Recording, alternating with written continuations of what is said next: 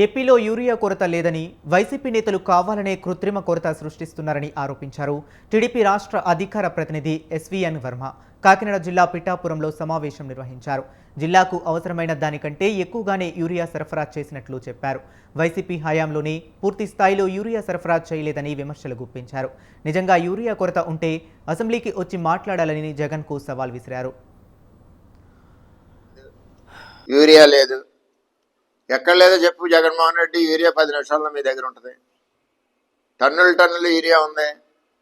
కేంద్ర ప్రభుత్వం నుంచి తెచ్చారు చంద్రబాబు నాయుడు గారు కూటమి ప్రభుత్వంలో. రైతు కోసమే చంద్రబాబు నాయుడు గారు బతుకుతున్నాడు. రైతు బాగోవాలనే బతుకుతున్నాడు. అయితే ఏదోటి రెచ్చగొట్టి పేమెంట్ బ్యాచ్ని రెచ్చగొట్టి యూరియా లేదంటే నీకు డీటెయిల్స్ చెప్తున్నాను. మా జిల్లా డీటెయిల్స్ 23,359 మెట్రిక్ టన్స్ అవసరం.